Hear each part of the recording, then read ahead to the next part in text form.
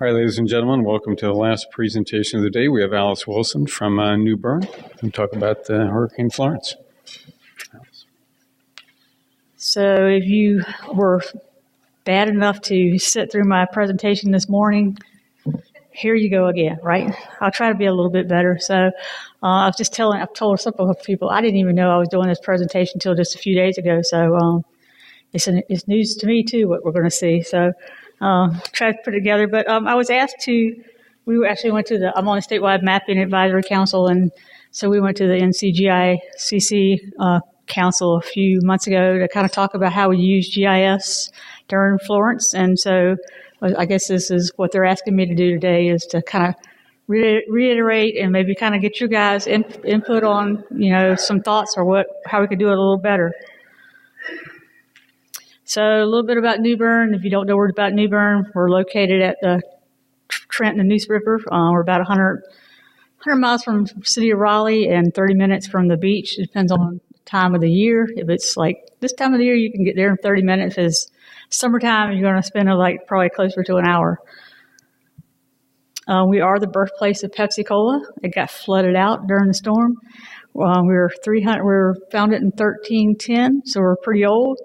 And it always makes me feel good during the storm that these buildings have been here since 300 years, they'll be here for another 300. So it makes me feel that there is another day coming.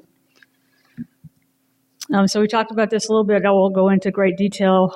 I moved to New Bern in the end of 2000, thinking it was a quiet little town and it would be a nice, easygoing job. There wouldn't be a lot going on. 30,000 population. How busy could it be? But little did I know storms would be popping up. Isabel was one of the first experiences I had. Like I said this morning, I sat in the EOC, not in EOC, but like at the electric department, just answering phones. My power's out. We take the names, we take the addresses, and we took it all down on forms. Literally, my hand was going to fall off if I wrote down one more thing. And as soon as you would hang the phone up, yes, we had phones that you hung up and stuff, had dials and everything. So a small town, you would get a call, and there's poor people. I just filled my refrigerator up yesterday and my power's gone off. And I'm like, well, you knew there was a hurricane coming, so why would you fill your refrigerator up? So not quite sure if I believe that, but there were priorities, people that needed oxygen and stuff like that. So we had a little bit of a breather. We had little storms that kind of came close and stuff during the next couple of years. 2011, Irene came, and that was probably the worst storm that I've ever been into. We had 7-foot surge of water in our river. So we have a base flood elevation in our citywide. It's 9 feet, so 7 feet is pretty substantial. We had 400 and some structures that were damaged by flood and some wind damage. We had $12 million worth of just structural damage that was done.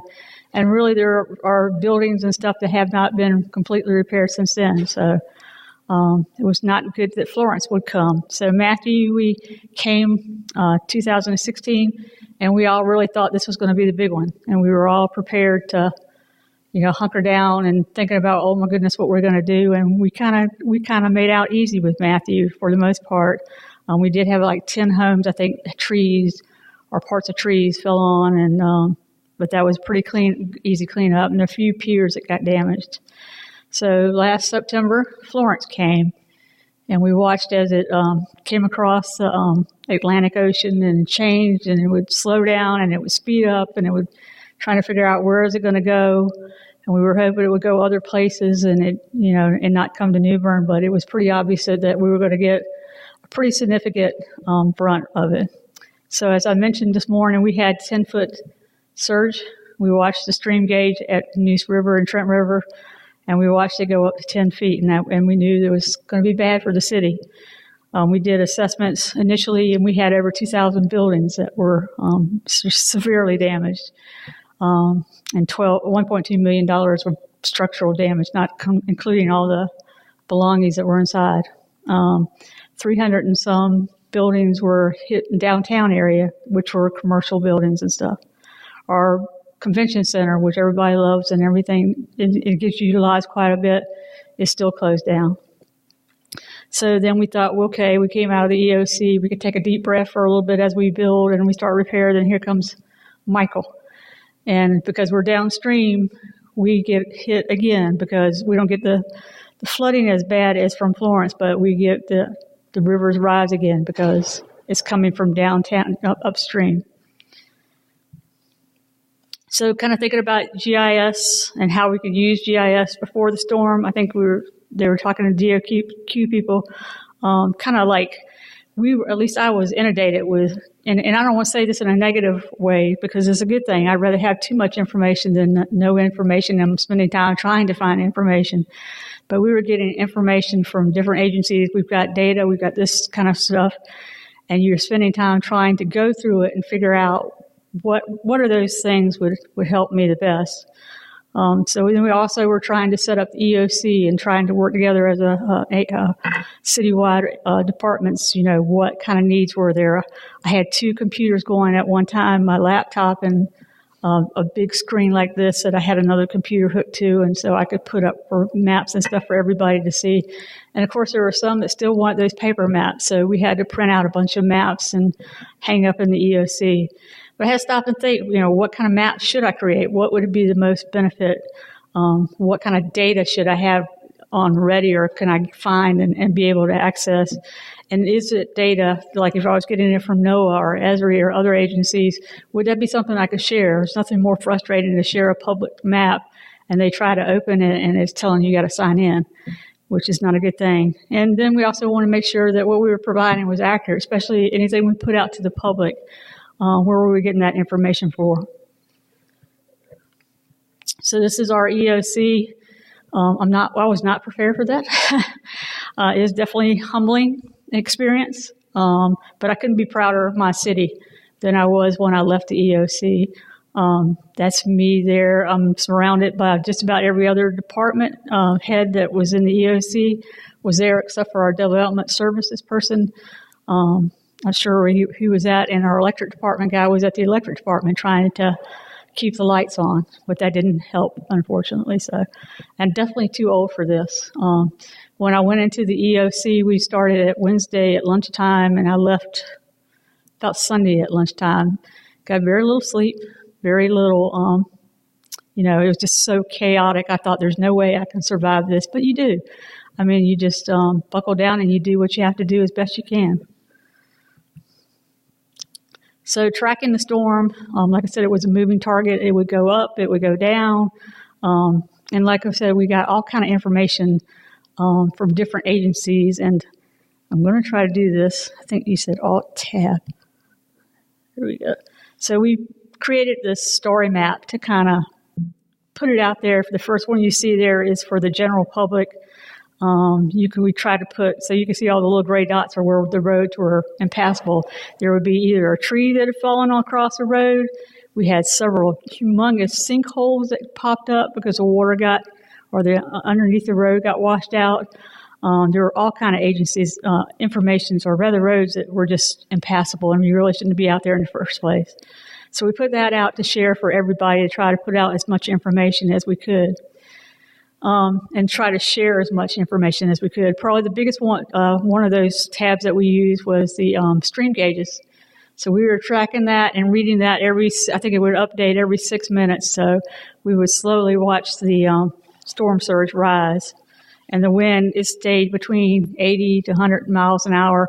And it just seemed like it just went on forever and ever. But finally it took a turn. So we were glad that it did. I feel sad for Wilmington that was next in its line. So talk about the eye of the storm. People you don't want to see in your city is every major. So we were sitting in the EOC and we were just watching the screens. Every major channel or station or whatever comes, and Jim Cantore. So everybody was kind of tracking, where's Jim Cantore at? So we had CNN, we had Fox News, we had ABC, CBS, I think MSNBC, and there's Jim Cantore. He didn't come to New Bern, yay. He went to Wilmington instead. But we had this lady, I don't know what the deal was with the Weather Channel, so we were watching this and we're all kind of upset as it is and trying to do the best we can. And the Weather Channel kept showing this graphic that they had. This is what your water is looking like. And we're like, oh my gosh, So I wish they would quit showing that, but it was very interesting graphics to show. So, but you don't want to see this in your town. So Bumpy Ride, like I said earlier this morning, we had 911 calls that were just coming in, inundating, and we actually, basically everybody in the EOC would just stop what they were doing and start taking calls in and prioritizing rescue. So that if somebody called and said, I'm in a house and I've got water in my house, we would say, do you have a second floor? If they had a second floor, we knew that the water was not going to rise high enough that they would be in harm's way. So we would say, go to the second floor, and they kind of got down to the priority.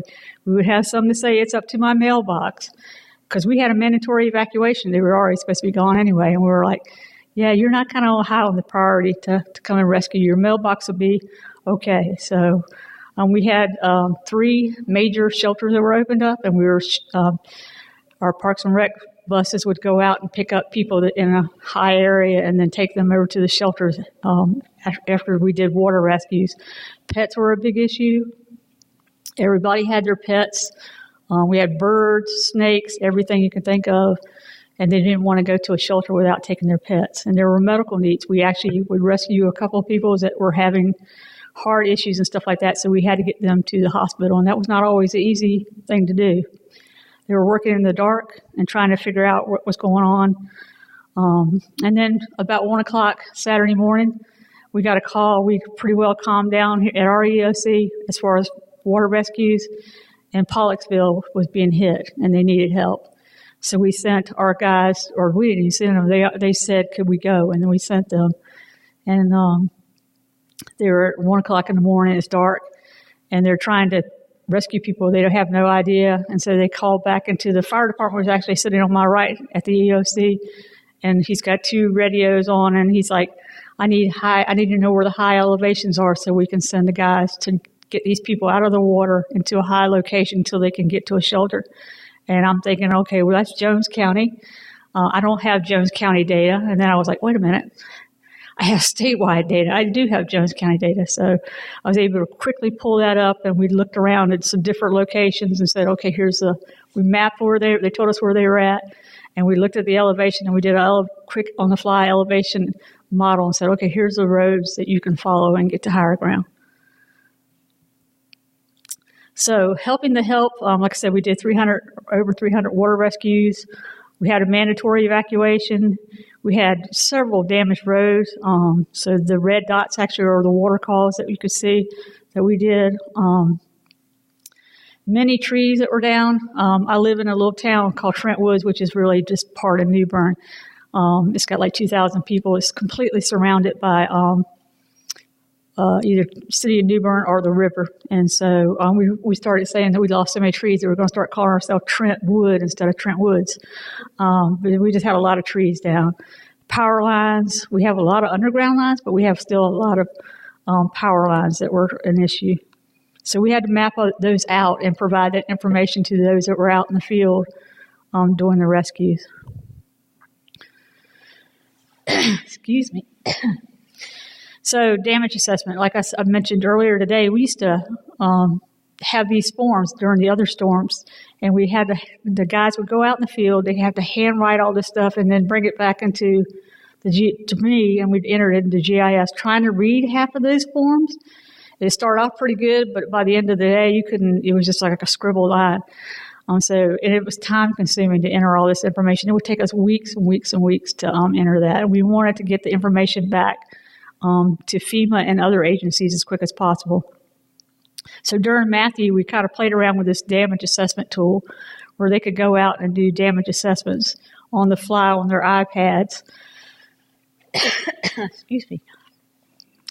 So in 5 days, with 5 crews of 2, a fireman and an inspector, we surveyed all the houses that we knew that were going to be affected. That was over 1,800 homes, 300 commercial structures, piers, bridges, and all kind of manner of infrastructure. And they were able to turn that around we started Sunday afternoon, and by Friday morning, we were done. So when we played around with the damage assessment, and I have a link there if you want to take a look at it, one of the things that came back on the first day was that there's no button, there's no feature there that is for checked and there's no damage. So we added those buttons. But it's pre-populated data. You just click and fill in the information. Most of the time you can predefine like the names of the inspectors, and what you have to do is just basically ride by and just boom, boom, boom, and you're done. And it does capture your location as you're doing, as they were mentioned earlier. So some people, after the storm, we had a mandatory curfew. That's hard to say this time of day. We had people that were going out in the streets. Think about it. We just had a storm. There's power lines that are down. There's water everywhere. There is a bear statue that's in the middle of the road that used to be bolted down on the sidewalk somewhere earlier before the storm, and it's found its way out in the middle of the street. So it's not safe. It's not safe for people to be walking around in the rain. It's not safe for people to be out in general, but there's those people, right? Every community has them. Let's see. Sorry, I'm pushing the wrong button here. So even this lady, they took a picture of. She's got water up top of her knees, and she's having to hold on to a crossing post, signal thing to cross to keep from being washed away. So why would you be out? I'm not quite sure. So we got with the National Guards. We had, especially in our downtown area, it got hit, probably one of the hardest areas that got hit. They're kind of the beige color. We had we put barricades out and said, don't come in this area unless you live here or whatever. And people were actually moving the barricades out of the way and driving anyway. So we instituted the National Guard to go out and where the red dots are where we stationed them at to keep people from going into areas that they shouldn't be. So utilities, like I mentioned, we had several roads that had potholes. Well, if the roads were in bad shape, you had to imagine that the utilities under those roads were in equally bad shape. The pipes were bursting and stuff like that.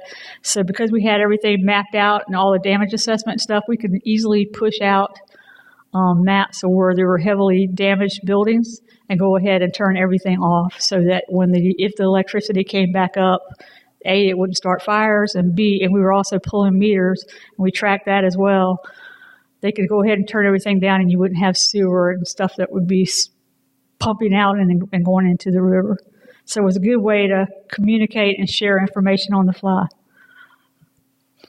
So we also, about a year and a half ago, started moving all our stuff to what's called a AMI system, which is a Advanced Meter Infrastructure, I believe it stands for. So you don't have to call in and tell us your power's out. We already know as soon as your power goes out that you've got power out. This map is green. When I took a picture of it a couple of days ago during the storm, it was completely red. And there were like big blobs of the X amount of people had been without power. So it was not fun to see it change colors. But it's nice because you don't have to worry about calling in. We already know about your situation. And the nice thing is when we had crews come in to help with the fixing of the lines and everything, we already knew where the heavy areas were, so we also could read the meters and what was the problems with the meters, and we could send the crews to the areas that were going to be the most help the quickest. All right, so we worked with different agencies, same sort of thing, like trash and stuff like that. We had agencies that came in to help do all the debris removal. It's a picture of the National Guards. The guys stopped by the EOC to have their picture taken. So it was a good way to not only collaborate with our departments, but with the county staff, the National Guard, FEMA. They were calling constantly, wanting updates. And so the damage assessment every day in the afternoon, we would download what was done and just send them the shapefile. And they had the same data and they just pulled it in. So it was a very quick turnaround. So we survived. Now what? So, again, I've kind of talked about this morning. It's going to be a long process for New Bern to be cleaned up. But we're strong and we'll do that. There's still GIS tools that are being used, like the crisiscleanup.org. Any community or any agency can join this if they want to kind of map who needs help and claim those houses or those places that need help. So I kind of talked about this morning a little bit. So I kind of thinking of, after every storm, we kind of try to sit down and think about things. And, I think about storms that are events. They don't just happen to one community. They don't stop at our city limits. So we need to kind of help each other. Look outside your limits. Kind of look at. I've heard some discussions about like a GIS course, and maybe that's already existing, and kind of how do we spread that word about that. Use the data that we got and not put it away. And what can we do to make our community stronger and more resilient, especially for analysis. There's some areas of the city that probably shouldn't be built back. There's one specific area that I know every time we have a storm, it gets flooded because basically it is a retention pond. It's just an area that the water just flows to. And so the EOC, I definitely need to work on training others and get them to making their own maps and finding data. Like you were talking about DEQ, make it simple for them to use and feel that they have the ability to do so. And I kind of talked about this this morning. So think about small communities. The eastern part of the state has a lot of little towns that are Trenton. I know got wiped out. They're the county seat, but they get hit pretty hard. Their county building is still down. It got damaged unbelievably. Most of their town got wiped out. So think about I see ropes on tarps and everywhere else all around town that we need to bind together, and we need to form and make ourselves an extraordinary tool as a state and help those smaller communities. So we had 15 minutes of fame, right? So the president came for a visit, and Stephen Colbert made fun of it because he said, "Whose boat is this boat?" So if you want to see Stephen Colbert, it's kind of funny. It's kind of funny to see ourselves on Stephen Colbert, but Richard Byrd was there. The governor's been down several times. I didn't know the president was coming into town. I was, obviously busy. I had seen him on TV at the Cherry Point base, and I thought, well, that's where he's at, and I didn't make light of it. So I went down. I actually had to go to the downtown to take some maps to the county. I was coming back, and I saw all these police cars everywhere. I was like, what in the world? I thought, well, some guy has just had enough of the storm. He's gone, postal on us, if you will. And I was like, okay, what do I do? Because the road was closed off. And then I looked up, and all these black cars and police vehicles were everywhere. And the president's motorcade turned right in front of me. I said, oh, that's what the commotion. That was a lot better. So I'd rather not have these 15 minutes of fame, but, it is what it is. And so this is our mayor. He got to go to the Panthers game, and I think that says it all. Keep pounding. And that's what we're going to do. And I'll be glad to take any questions if I can. Answer them as best I can, I guess.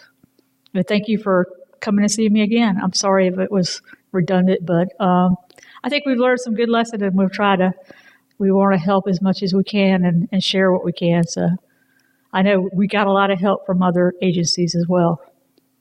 Thank you.